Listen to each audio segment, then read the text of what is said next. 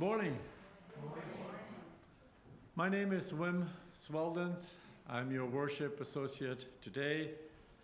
I like to use the pronouns he, him, and I'd like to welcome you to Beacon, a community committed to radical inclusion, feeding the human spirit, and healing the world.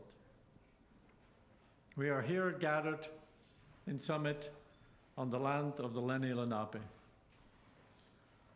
Now, I'd like to go off script a little bit and tell you a little story. I was here last night. We had an absolutely wonderful event from Spring Forward, an international culinary fest that was just remarkable, put together by Meg. And I know my limitations in that department, so I had self-appointed myself to be the welcoming greeting person last night. We had about 25 people, and I was standing on the steps for about 30 minutes, welcoming people and guiding them into Fellowship Hall, a job I'm uniquely qualified for. And I figured I would be there for about 20, 30 minutes while people gathered, and I would sort of fill the minutes in between people arriving by checking my phone, checking social media, counting and giving likes, important things. I had forgotten my phone at home. So I found myself standing there looking at our street, sort of my brain aching for that sort of stimulus from checking your phone. And my eyes started wandering up and down our street, recognizing just how beautiful the street is. And I noticed something peculiar. And bear with me here for a minute. You might wonder where am I going with this. But you may note if you're in our street, there's a sidewalk that we walk on. It's about 3 feet wide stretch of concrete, pretty nondescript. There's another stretch of about 5 feet of grass, pretty generic too. And then there's a row of stones or blocks. I think people call them Belgian blocks. And then there's the street. Pretty generic, standard suburban New Jersey setting. My eye caught something. There's actually a small stretch where there's sort of something that's not quite similar. There is a stretch of about 19 Belgian blocks that sit right between the concrete and the grass, in addition to the ones between the grass and the street. And my mind started wondering, well, why are they there? You wouldn't expect them to be there. Now you might say, oh, it's because the street used to be laid out differently and there was a parking place, probably a leftover from that. You could say that. But I start believing that they're there for a purpose. And I started looking at them. There's 19 of them. I have an obsession with prime numbers, but that's a different problem. There's 19 of them, and from a distance they look very similar. But when you look at them closely, they're all quite different. They each have their own imperfections and little nicks and shapes and things like that. And in a way, they're like us. All of us that come here, all of us are welcome. Gay, straight, lesbian, bisexual, transgender, non-binary, queer, or cisgender, all are welcome over here. Pockets full or bills past due, you're welcome. Deist or atheist or agnostic, or maybe if you don't know what those words mean, you're all welcome here. But then as I'm looking at these blocks, all 19 of them, they're also aligned. They also form a line. They point the way. Just like we are all different, but we're aligned around our 8 principles that point the way. So I think the purpose of these 19 Belgian blocks is to be a symbol of Beacon, to show the way and to support our community. Welcome all. Oh, I forgot one thing. My bad. There is going to be a tour. If you're new, there's going to be a tour right after the service by Marty. So go find Marty. There he is. He's going to come in and wave. Wave to Marty. So please join Marty for the tour, and we'd love to have you join us. Now, you're all welcome. Thank you.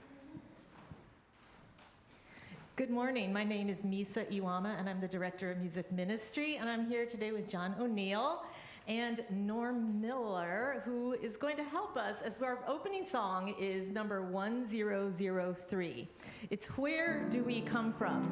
And luckily, I see a clump of choir members here as well, so they will help us too, because this song has multiple parts that overlap. So we're just going to review it so that we all know how to sing it.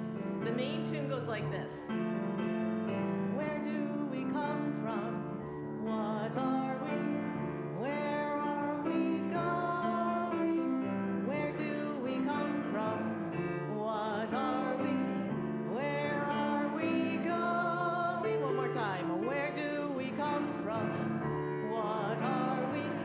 Where are we going? Yes, and then we can keep on singing that the entire time. You could just take that one set of questions. You can be very questioning, and that will be the theme that you start this song with. But there's another line that we can overlap, and it goes like this. Where do we come from? Where do we come from? The third line is the only line that really is the answer. So it goes like this. Mystery, mystery, life is a riddle and a mystery. Mystery, mystery, life is a riddle and a mystery. So let's go from the top, and then you can add in the parts as you just feel like doing. Where do we come from? What are we? Where are we going? Where do we come from? What are we? Where are we going? Where do we come from? What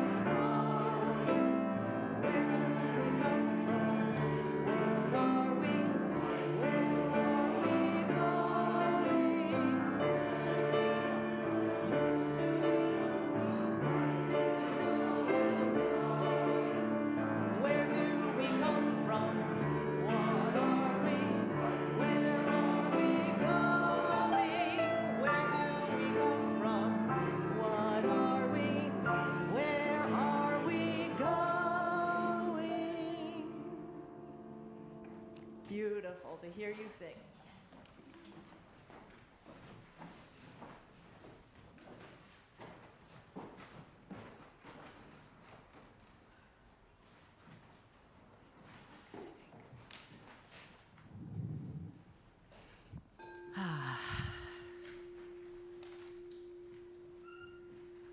We light this chalice to remember that we are the starlight that shines down upon us and radiates throughout our bodies.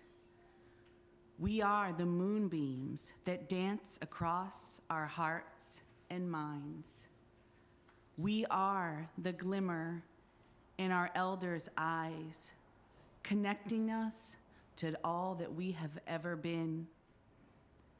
We are the sparkle in a child's smile, full of potential and promise.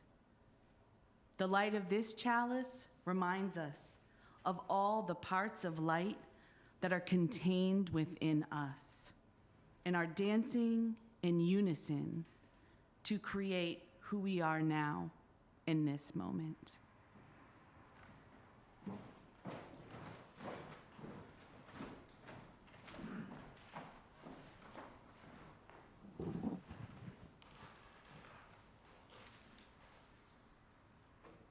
Our reading today is an excerpt from Khalil Gibran's Youth and Age. In my youth, the heart of dawn was in my heart, and the songs of April were in my ears. But my soul was sad unto death, and I knew not why. Even until this day, I do not know why I was sad. But now, though I am with eventide, my heart is still veiling down. And though I am with autumn, my ears still echo the songs of spring. But my sadness has turned into awe, and I stand in the presence of life and life's daily miracles. The difference between my youth, which was my spring, and those 40 years, and they are my autumn, is the very difference that exists between flower and fruit.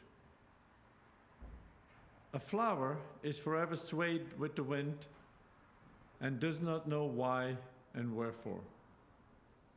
But the fruit, overladen with the honey of summer, knows that it's one of life's homecomings, as a poet, when his song is sung, knows sweet content. Though life has been bitter upon his lips, and in my youth, I loved beauty and abhorred ugliness. For beauty was to me a world separated from all other worlds.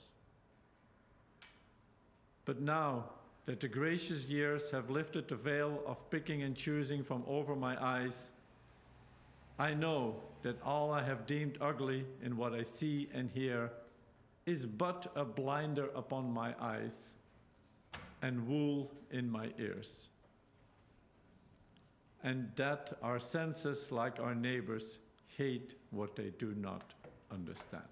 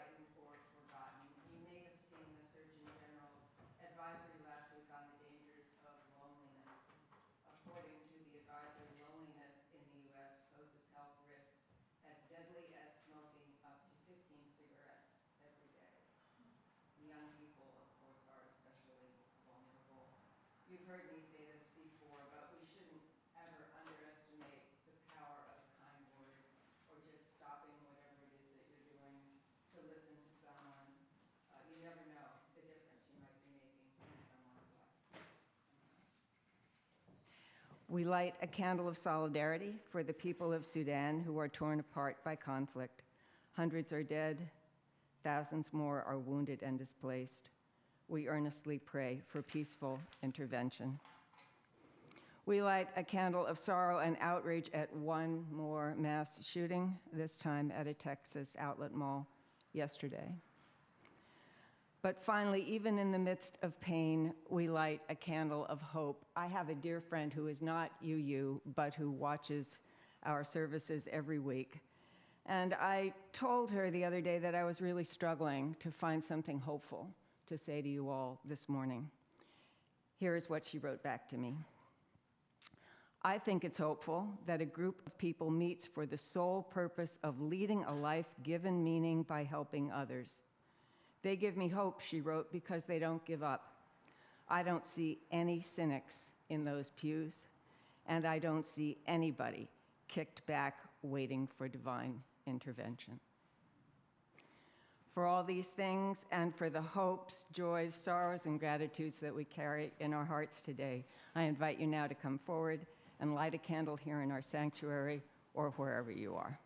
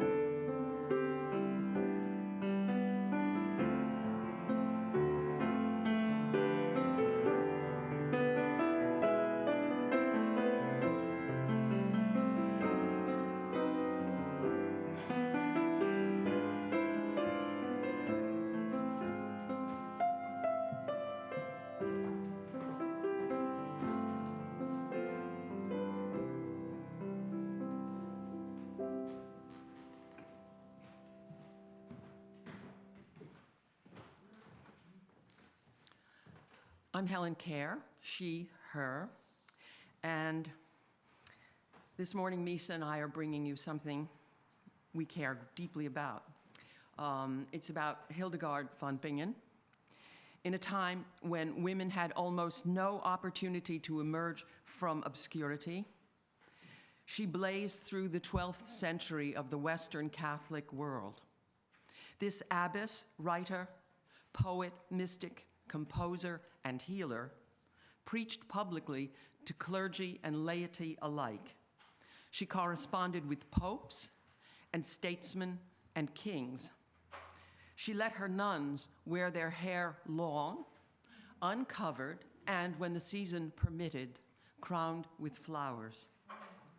And while she was no feminist in the modern sense, she nonetheless observed, woman may be made from man, but no man can be made without a woman. And although today we know her best for her music, it's possible that in her time, no one outside the cloister had ever heard it. And in this music, she introduced the concept of viriditas, or the greenness essential to our health, and the greenness that she saw connecting and animating all of nature. And in praise of it, she filled her free and elaborate melodies with gardens and garlands. Today, our own Misa Iwama is bringing us one of her compositions, O Strength of Wisdom. And after I read each line, she will sing it to us from the organ.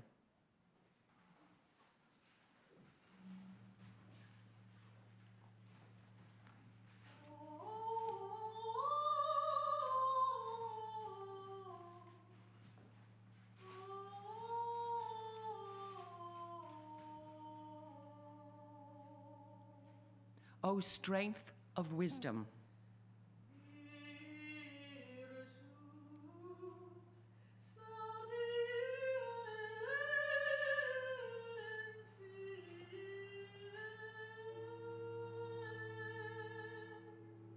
Circling, you encircle.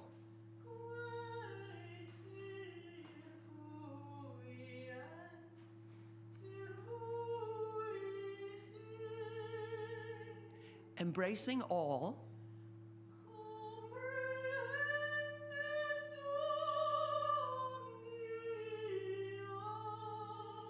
in one life-giving path.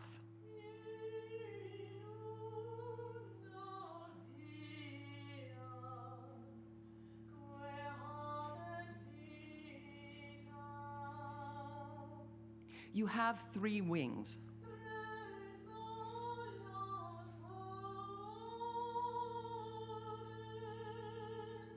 One soars to the heights.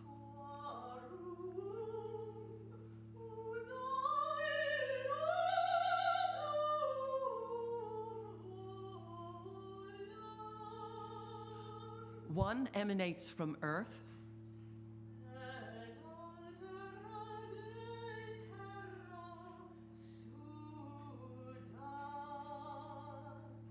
And the third flies everywhere.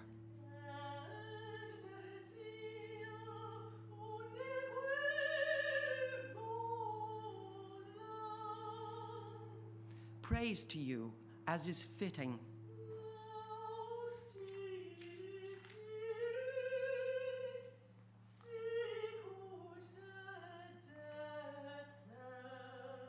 O strength of wisdom.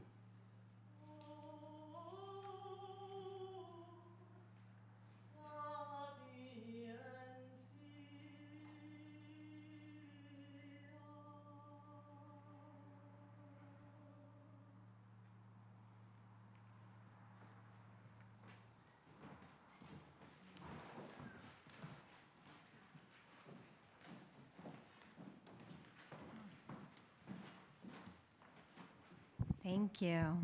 My goodness. Sometimes the prayer is spoken, sometimes it is sung. Thank you, Misa. Thank you, Helen. I'd like to invite forward Lindsay and Jeff to share with us a testimonial.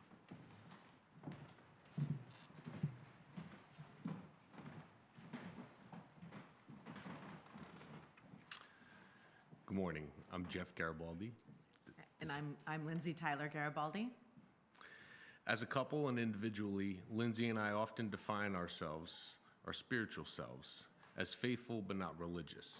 We both believe in something greater than ourselves, but have felt unsatisfied with the answers to life's questions provided to us in traditional church settings. To us, prayer is interchangeable with meditation and observing the way light hits the leaves of a tree and the way water sounds lapping onto the shore of a lake is next to godliness. These are the things in life that humble us in their simplicity and their beauty, and that for us ought to be the most celebrated, as they are proof of something bigger and something that deserves reverence. These core beliefs, along with the ideals that fully support dignity, compassion, and equity, became that which connected us so much to one another. And after having children, we found ourselves wondering how to even begin to impart this system of values that we came to through years and years of intentional seeking on these tiny humans who were to be growing up in this pressure cooker of a world. We wanted to give them a sense of honesty and transparency and an understanding of justice and freedom. And this was a big task. We knew we couldn't do it alone. We knew we needed a community. It was around this time that we saw a bold and fearless congregation with the gumption to hang a Black Lives Matter banner in between giant pillars that made up the facade of this beautiful and prominent building on Springfield Avenue here in Summit, New Jersey, and our attention was immediately captured. We needed to know more about this place and what it stood for and what it would feel like for us to become a part of it. Beacon has been just that for us, a guiding light, a source and a resource, a homecoming. In January of 2022, we participated in the naming and dedication ceremony of our 2 boys in this sanctuary. And it felt amazing to state aloud in front of our closest friends and family, many of whom do not agree with us, what our intentions were and our principles and how we hope to live our lives and raise our boys. Today they attend children's program, An Owl Here. and we have been welcomed wholly into this beloved community. We are proud members of Beacon, and it is never lost on us how much beauty lies within the ability to ask, seek, and receive. We owe much to this fellowship, and we are grateful for every opportunity we have to give back even a tiny amount of what it has given to us. Thank you. Thank you.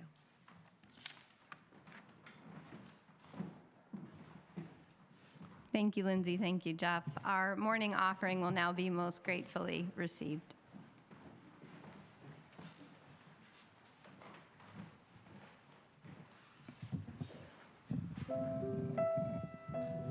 This is hymn 1046 in the teal hymnal.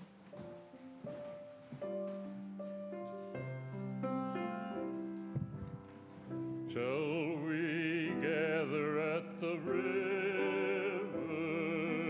where bright angel feet have trod, with its crystal tide forever flowing by the throne of God? Yes, we'll gather at the river, the beautiful river. Gather with the saints by the river that flows by the throne of God. On the margin of the river, washing up its silver spray, we will walk in worship ever all the golden day. Yes, we'll gather at the river, the beautiful river. Gather with the saints by the river that flows by the throne of God. Ere we reach the shining river, lay we every burden down. Grace our spirits will deliver and provide a robe and a crown. Yes, we'll gather at the river, the beautiful river. Gather with the saints at the river that flows by the throne of God. Soon we'll reach the shining river, soon our pilgrimage will cease, soon our happy hearts will quiver with the melody of peace. Yes, we'll gather at the river, the beautiful river. Gather with the saints by the river that flows by the throne of God.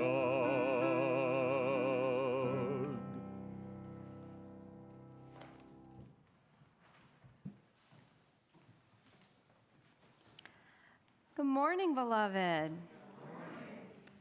Thank you, Norm, so much for that beautiful piece. I'm Reverend Robin. I have the delight of being a member of your lead ministry team. My pronouns are she and her.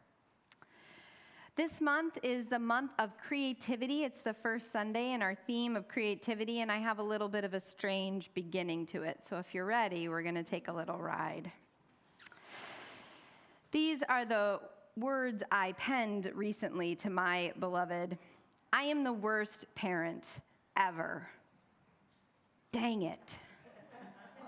I didn't say that, but We're live streaming, so you can imagine what expletive might have been in there. It was an email that I forwarded to my spouse, letting her know that I had failed to check my personal email for the last week, missing the note that Kirk's baseball team was starting early with an extra week of practice. The negative thought train raced out of the station of the calm that had occupied my mind straight toward panic, shame, failure. I work too much, chugga, chugga. I wasn't there enough, chugga, chugga, chugga. My kids were going to have attachment disorders, chugga, chugga, chugga. Fortunately, I have a partner who is an old school lesbian who never imagined having children, and so she is constantly amazed at any parenting task she completes because she never planned on doing any of it at all. This against the narrative of one who imagined since she was 7 years old she would be a parent and tried to meticulously plan in her mind how everything would be perfect. It is interesting, to say the least, to companion one another in this journey.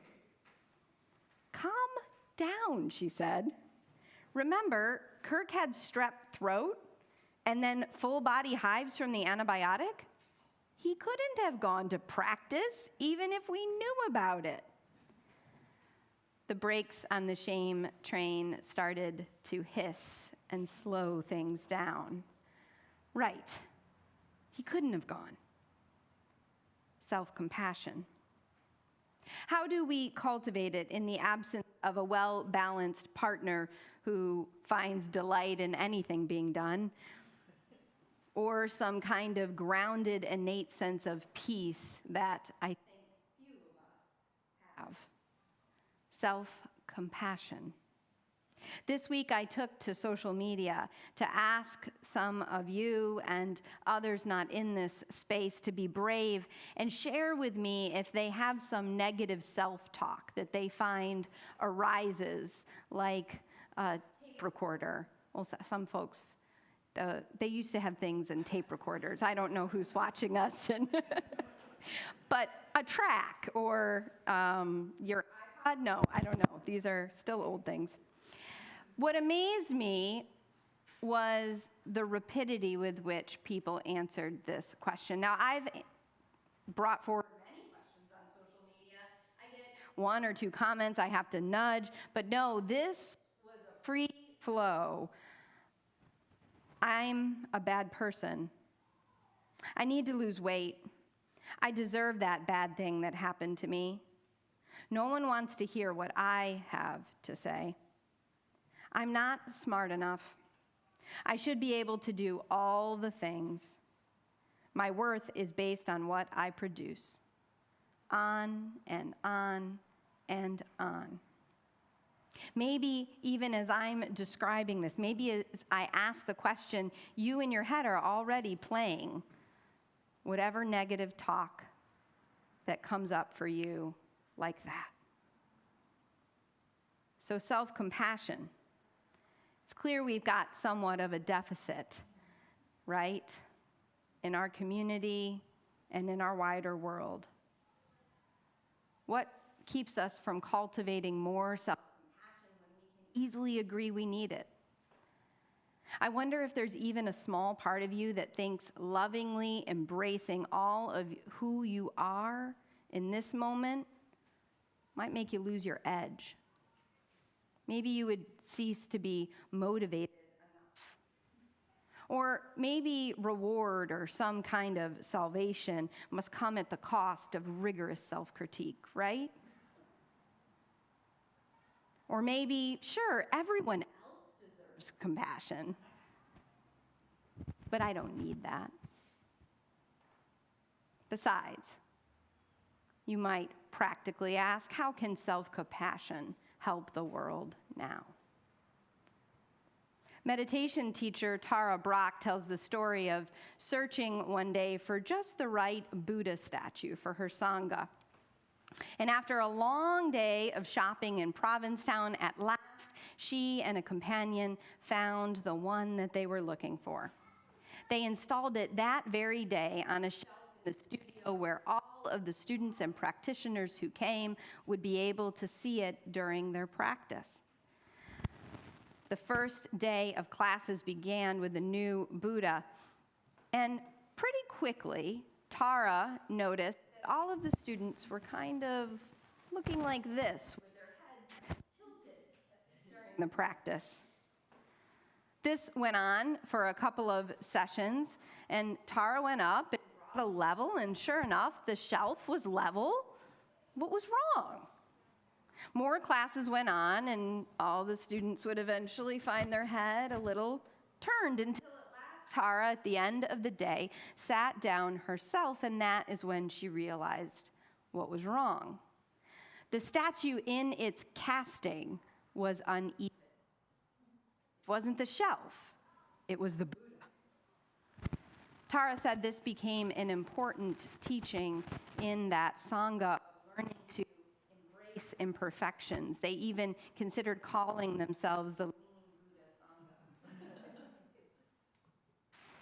Buddha Sangha.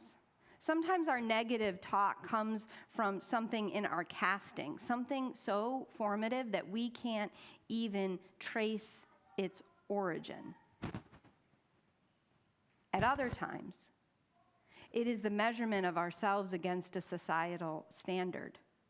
This is so present, I think, in the aging experience, particularly in Western culture, that narrates aging as a diminishment, a mourning, and something to be avoided at all costs, literally.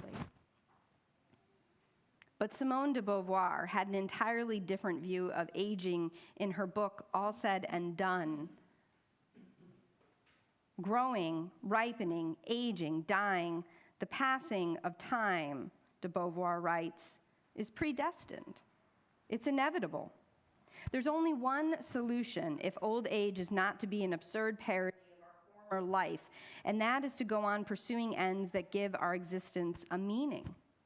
Devotion to individuals, to groups, or to causes, social, political, intellectual, or creative work. In old age, we should wish well still to have passions strong enough to prevent us turning in on ourselves. One's life has value so long as one attributes value to the life of others by means of love, friendship, and compassion. I love Khalil Gibran's idea of aging as ripening, that metaphor of moving from flower to fruit. Instead of the litany of what is wrong, what about the affirmation of ripening? I've often thought, would I rather be in my teens and 20s again, or right where I am now? And on the good, grounded days, we can embrace our present as an unfolding journey. How many times do we experience self-loathing or sabotaging critique that is grounded in a hatred of something we cannot fully control? Something that originated in our casting, perhaps generational trauma that we carry in our embodied memory, or biophysical elements of our wiring, our histories, and our present realities. This is not to say we don't seek healing, but quite the opposite. We understand that wholeness is not perfection. Instead, wholeness is the embrace and loving of all the parts within us. Self-compassion as an abiding understanding in the affirmation of Snoop Dogg. I was just checking if you're paying attention. Snoop Dogg has affirmations for children. Maybe I see some head nodding. Some folks have seen these. And one of my favorite ones that he does is this one. There is no one better to be than myself. The first time I heard that, I was like, oh, that's a little too haughty for me. I can't say that. That says that there are other folks that I'm valuing less. But when you go deep with it, it's not. This morning, this day, I choose to be exactly who I am. There is no one better to be than myself. A few weeks ago, while at another city council meeting, Two individuals spoke about the folks in the train station who are unhoused. One person named Sue Fiesler, who is the overnight coordinator for Summit Warm Hearts and knows every person's name in Summit who is without housing, spoke of her own experience of coming to Summit shortly after she entered recovery. Recovery and the life she built here, Sue said, made the next decades of her life possible. She spoke with compassion about those struggling who are unhoused and how she knew for some of them what it was like. She said folks aren't coming here because of some outlandish, extravagant services. In fact, Summit has less services than other places like Newark, but because it's safer here, and maybe they've been beaten up or worse elsewhere. Another member of the community spoke as well, someone who is also in recovery. And he spoke with some judgment, less compassion in my view, of those who are in the train station, saying that they should be pulling themselves up by their bootstraps. Of course, that implies you have boots. But what struck me more than the metaphor that he used was that he began his words by sharing how he was in recovery and how he knew about addiction and alcoholism. And then he spoke so harshly of those he presumed were also struggling with addiction and alcoholism. And in that moment, what I felt the most was sadness. Sadness.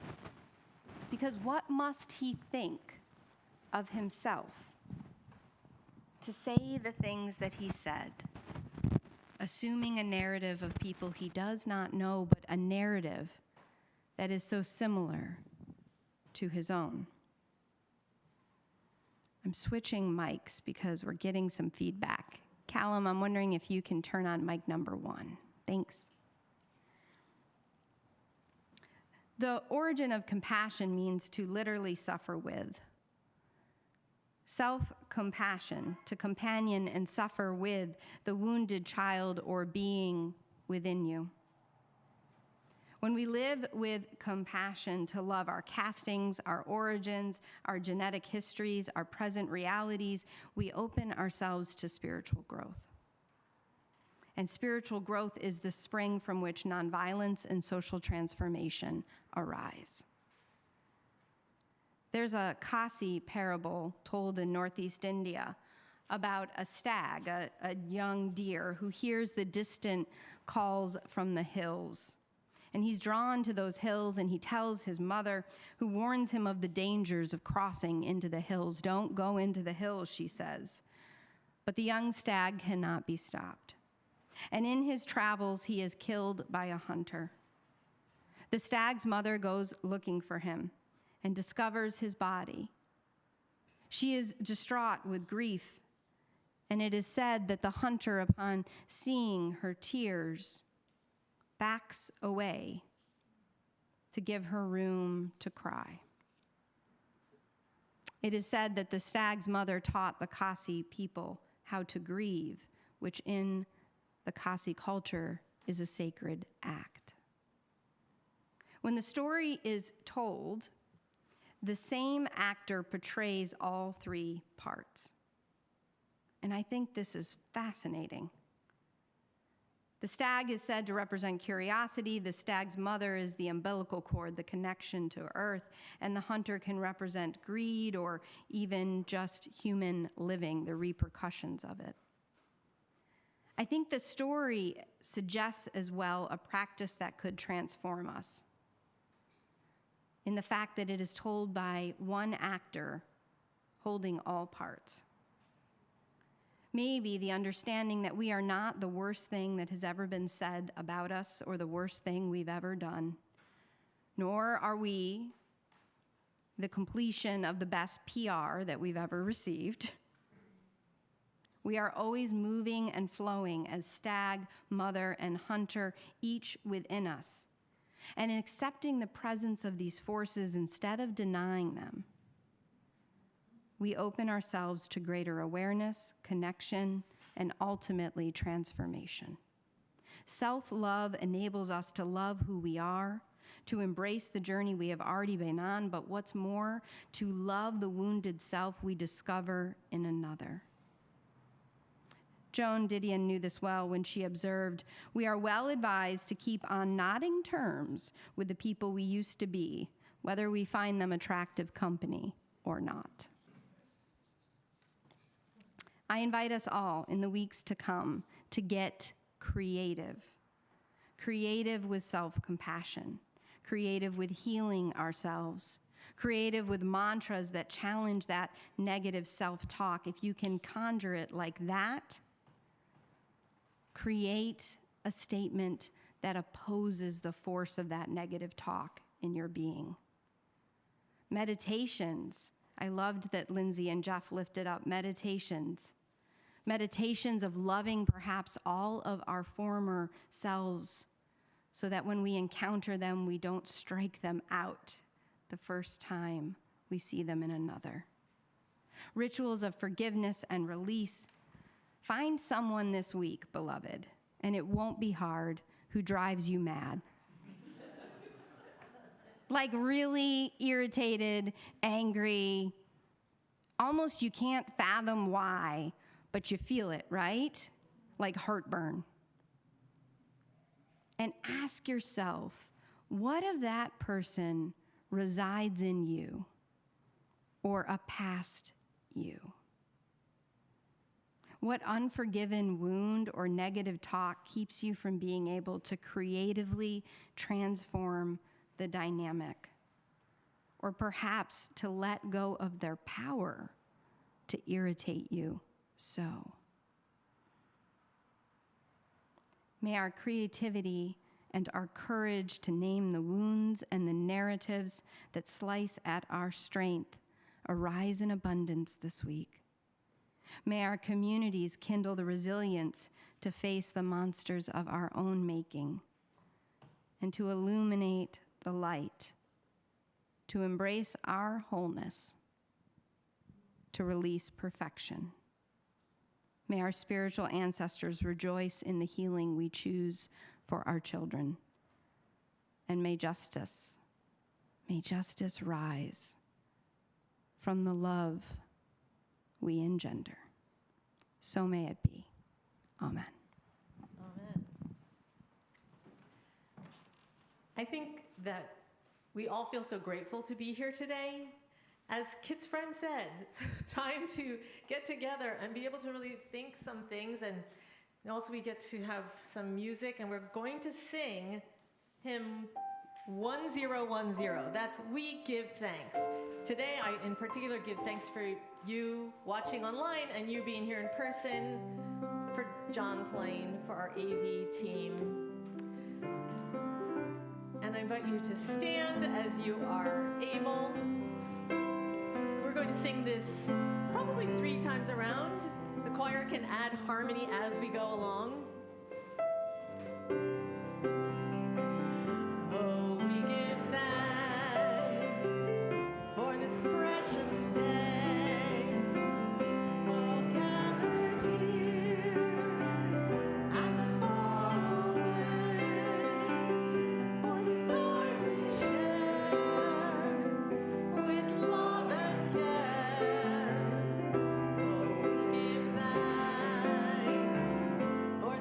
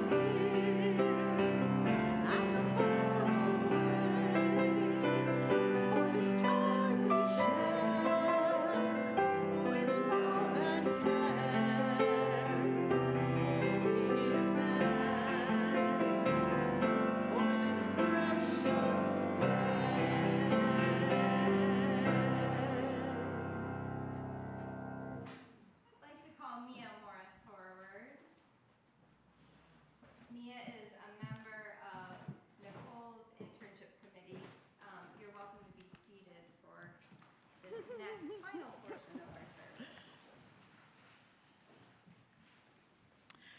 As some of you know, this month, Nicole Jacobson, our intern minister, will complete her internship with us.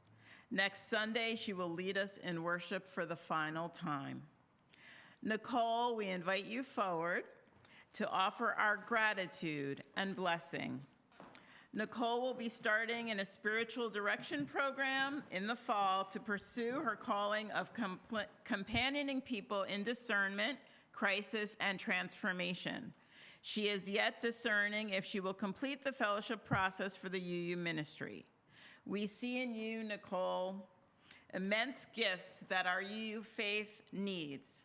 For your gifts of insight and inspiration, alongside tough truth-telling in worship, we thank you. For your inviting, cheerful, and loving presence with our congregation that calls us to our best selves, we thank you. For your steady welcome across those miles to our virtual community every Sunday, we thank you. For your persistence and tenacity, even when the way was not easy, for your courage of heart that inspires us to our own, we say thank you. And so now we offer you this blessing. I'm going to take the paper.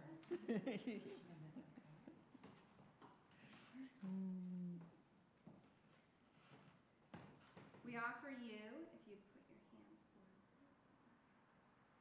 an anointing of your hands, knowing that healing has already been brought by these hands, knowing that you are in your deepest self a healer, and what more healing you will bring to our world. We bless your shoulders with water of this community. Wherever your path leads, dear Nicole, may you know the spiritual ancestors helping to carry the load on your shoulders, and you may know the strength and continued support of this community going with you. And we ask you to hold this stone. It is jagged in some parts and smooth in others. It is beautiful as well, and it shows the light, just like the people to whom you will minister.